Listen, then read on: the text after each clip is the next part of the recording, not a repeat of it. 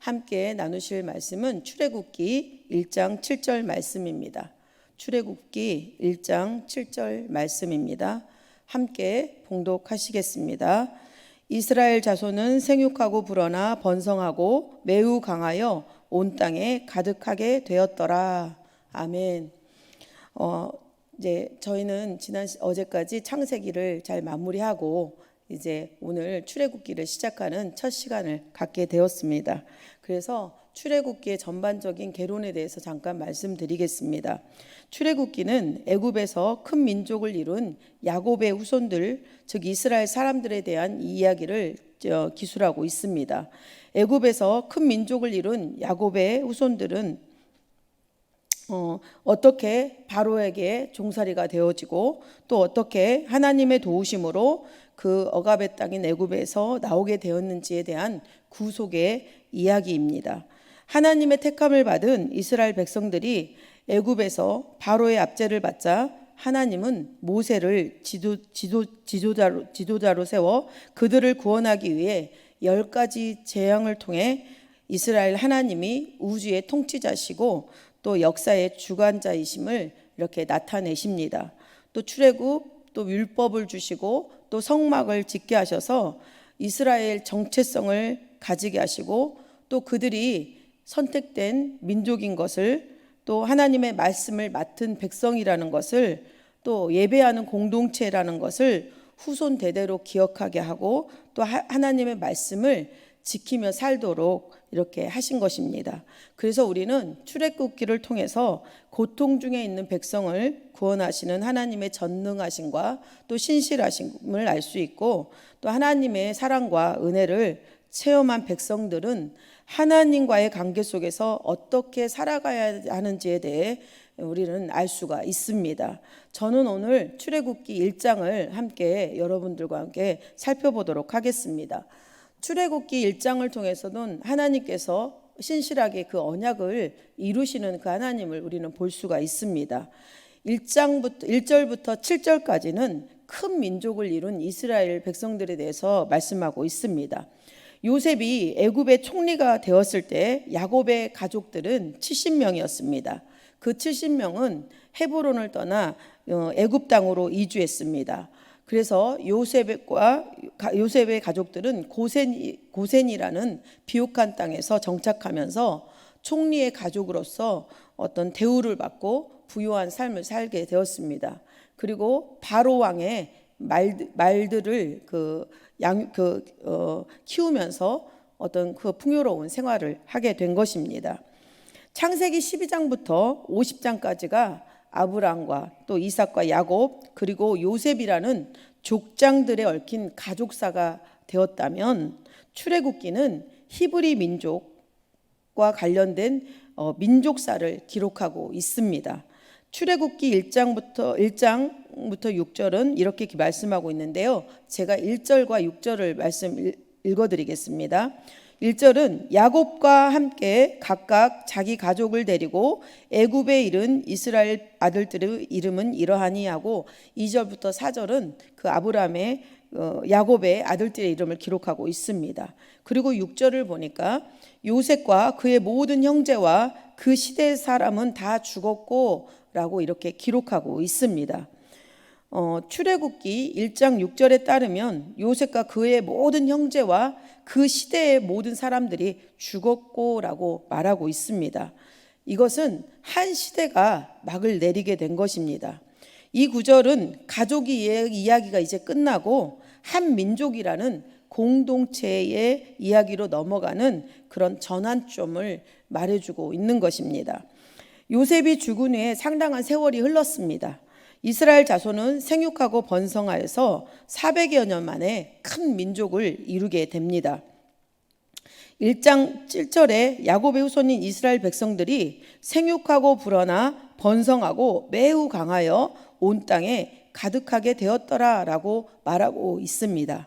이것은 일찍이 하나님께서 그들의 조상인 아브라함과 이삭과 야곱에게 주신 자손 번성의 약속이 실제적인 역사로 성취된 것입니다. 창세기 12장 2절을 보니까 상속자를 염려하는 아브라함에게 하나님이 나타나셨습니다. 그래서 이렇게 말씀하십니다. 내가 너로 큰 민족을 이루고 내게 복을 주어 내 이름을 창대하게 하리니 너는 복이 될지라 라고 말씀하고 있고요. 또 이삭에게는 창세기 26장 4절에 이렇게 말씀하고 있습니다. 내 자손을 하늘의 별과 같이 번성하게 하며 이 모든 땅을 내 자손에게 주리니 내 자손으로 말미암아 천하 만민이 복을 받으리라 라고 말씀하고 있습니다. 또 우리 야곱에게는 베델에서 꿈속에서 만나 주셨죠. 그래서 28장 14절에 보니까 내 자손이 땅의 티끌같이 되어 내가 서쪽과 동쪽과 북쪽과 남쪽으로 퍼져나갈지며 라고 이렇게 번성의 약속을 주신 것입니다. 우리는 인간과 역사를 계획하시고 또 성실하게 이끄시는 분이 하나님이라는 사실을 이 말씀을 통해서 깨닫게 됩니다.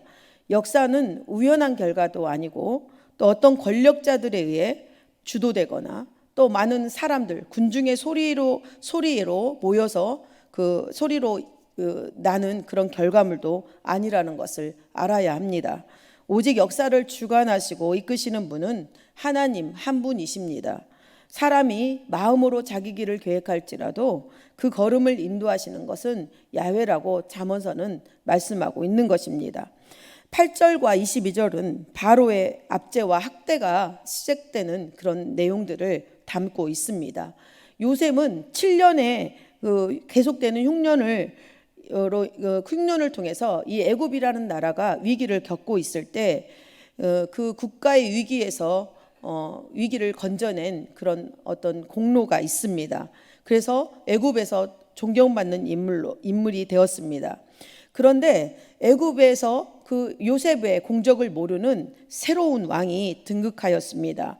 그 왕은 이제껏 별탈 없이 함께 살았던 이스라엘 민족들을 적으로 간주하고 억압하기 시작합니다.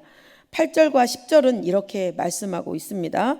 요셉을 알지 못하는 새 왕이 일어나 애굽을 다스리더니 그가 그 백성에게 이르되 이 백성 이스라엘 자손이 우리보다 많고 강하도다. 자 우리가 그들에게 대하여 지혜롭게 하자. 두렵건대 그들이 더 많게 되면 전쟁이 일어날 때에 우리 대적과 함께 합하여 우리와 싸우고 이 땅에서 나갈까 하노라 하고 라고 이렇게 기록되어 있습니다. 막강한 세력으로 성장한 이스라엘 자손이 요셉을 알지 못하는 새로운 애굽 왕 바로의 등장으로 인해서 큰 위기를 맞게 된 것입니다. 애굽의 왕은 이스라엘 백성에게 강제 노동을 시키는 정책을 시행하게 됩니다. 애굽 왕이 취한 조치는 이스라엘 백성에게 힘든 노동을 시켜서 피곤하게 하고 또 부부관계를 못하게 해서 이 자손이 아이들이 태어나는 것을 가로막는 정책이었습니다. 또 이 인구 증가의 정책을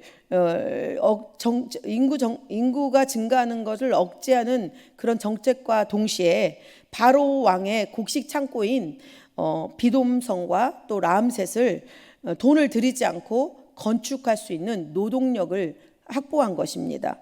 그래서 도랑치고 가재 잡는 일석이조의 효과를 노린 정책을 바로 왕이 폈던 것입니다. 이로 인해서 이스라엘 백성들은 애굽에서의 나그네의 서름을 뼈저리게 경험하게 됩니다. 졸지에 애굽의 노예가 돼서 열악한 환경에서 온종일 강제 노동에 시달려야 하는 비참한 처지가 된 것입니다. 여러분, 우리나라도 이 땅을 수없은 이방 세력과 또 침략과 약탈과 탄압으로 많은 고생한 역사를 가지고 있는 것이 우리나라입니다.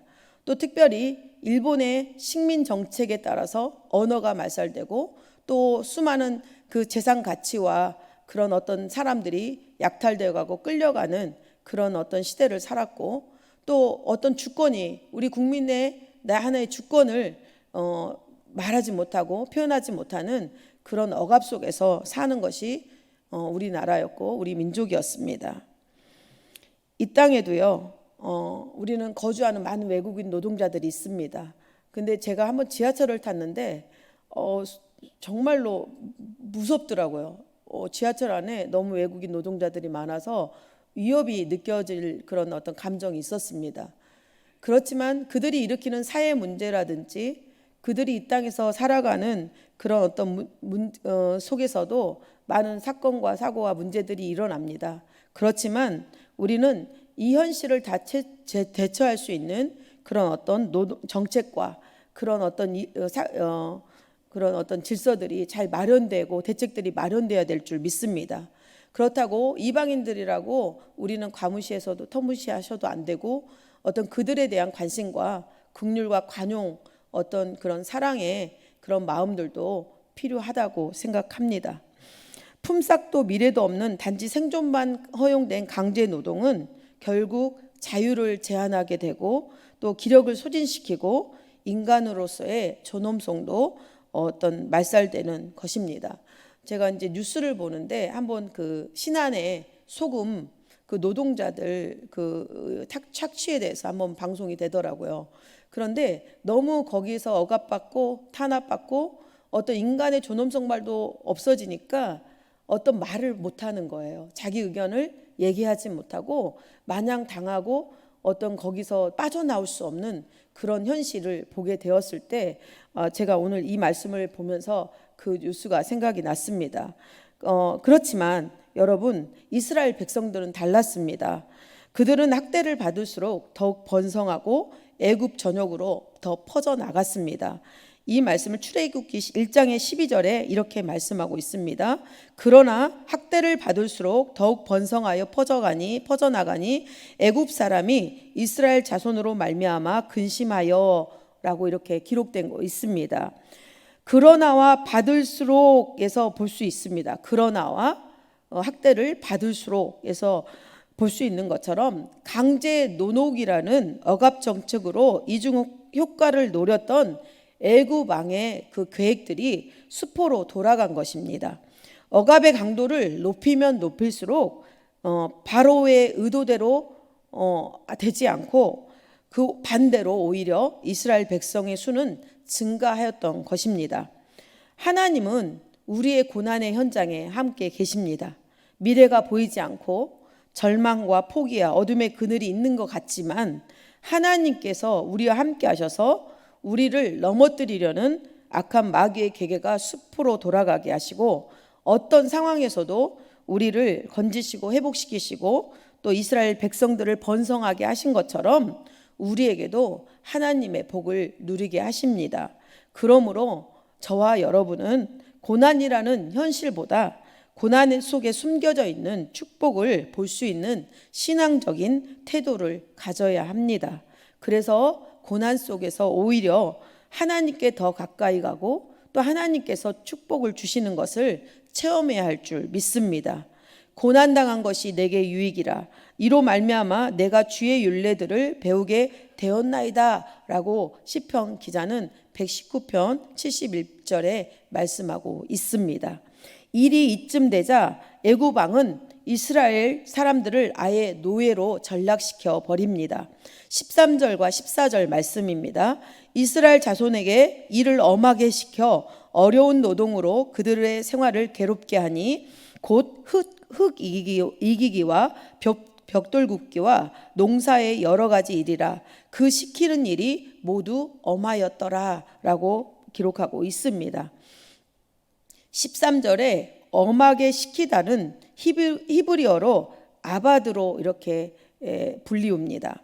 그래서 이 아바드가 이곳에서 쓰이는 그 뜻은 강제로 또 종과 노예로 만들다라는 그런 뜻을 내포하고 있습니다.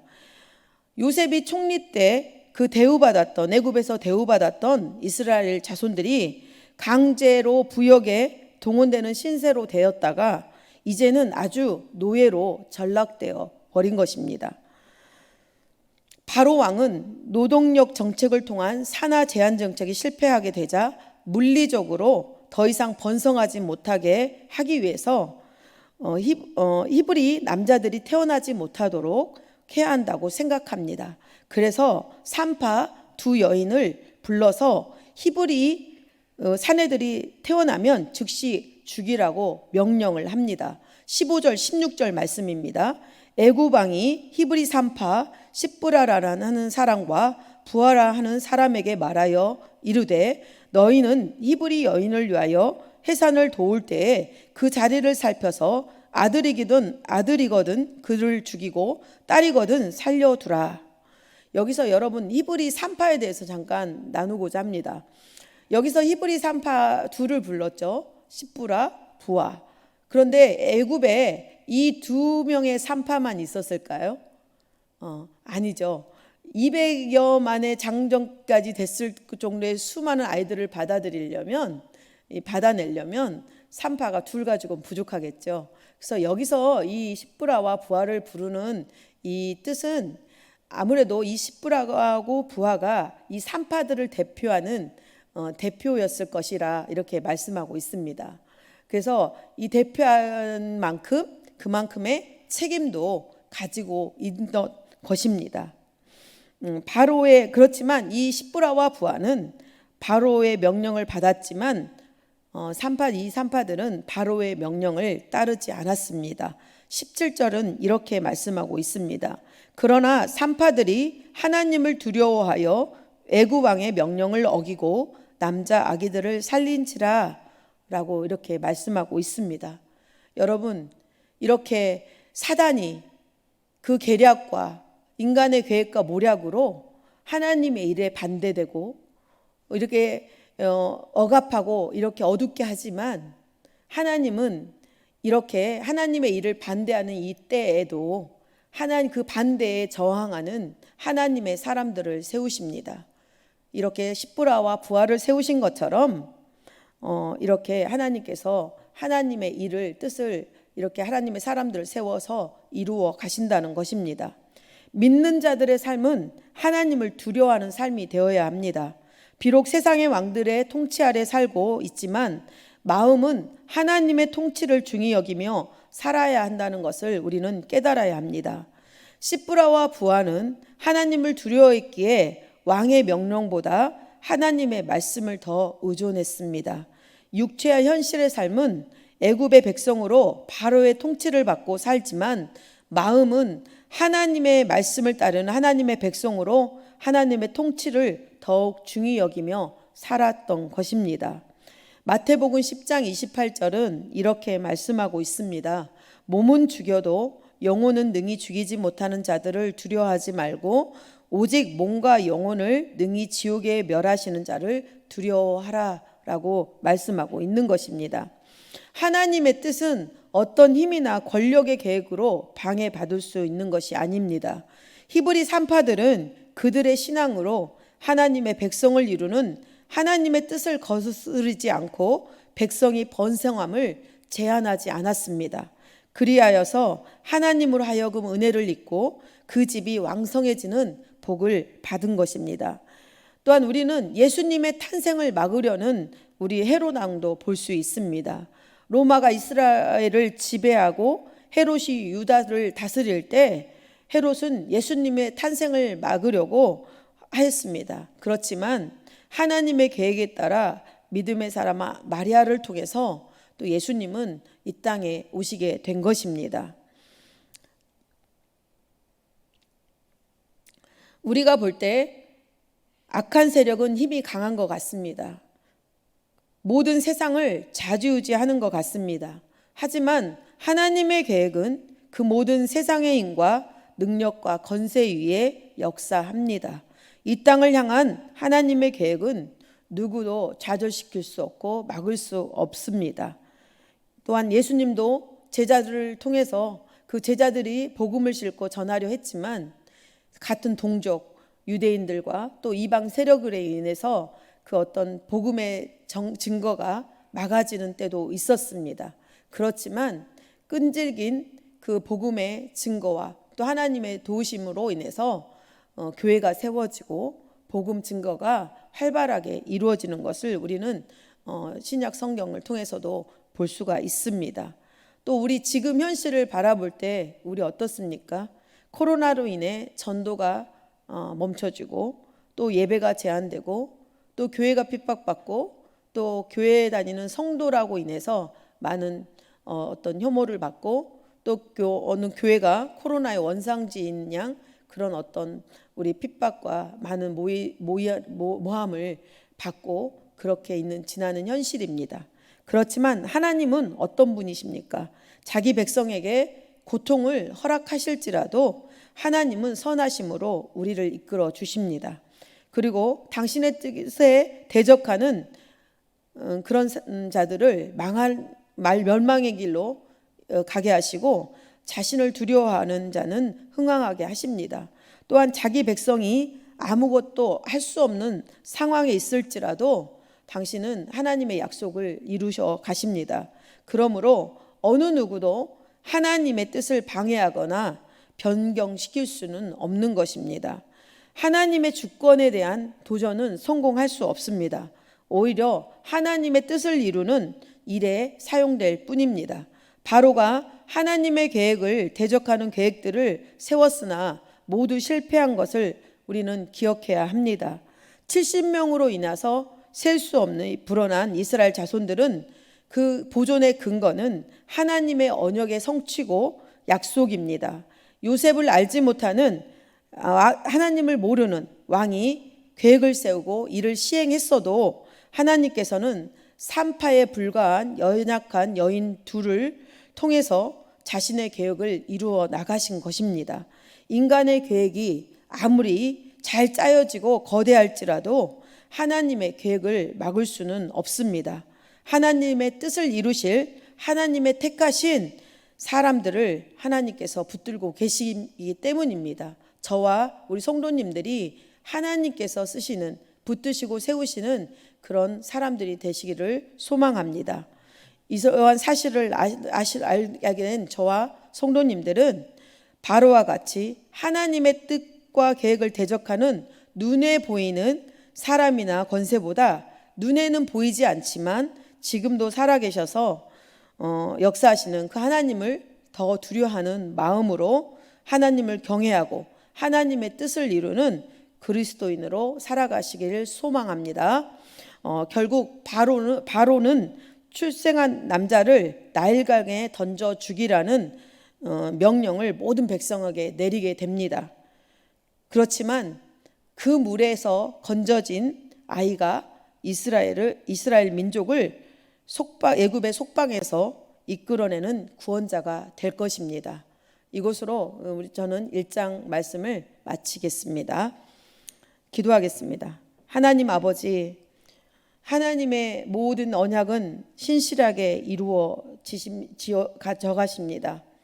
그렇기 위해서 하나님, 우리는 모든 인간의 계획과 모든 잘 짜여진 그런 모든 계획과 설계라 할지라도 그것을 뛰어넘는 하나님의 역사하심과 또 이 모든 일을 지어 성취하시는 하나님의 능하심이 있음을 깨닫고 항상 하나님을 경외함과 두려움으로 하나님의 말씀을 더 귀 기울이며 하나님의 뜻을 이루는 그리스도인으로 살기를 소망합니다.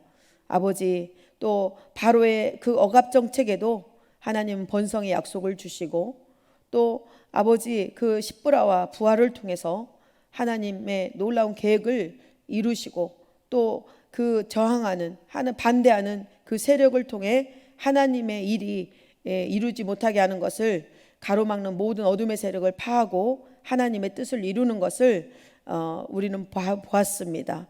우리가 더욱더 그 하나님을 신뢰하고 어떤 여건과 환경에서라도 하나님이 함께 하시는 것을 깨닫고 그 고난 가운데서도 하나님의 축복하심을 경험하는 또 성장하고 신실한 믿음을 지켜 하나님을 따르는 우리 귀한 성도님들과 제가 될 수 있도록 은혜를 베풀어 주시옵소서.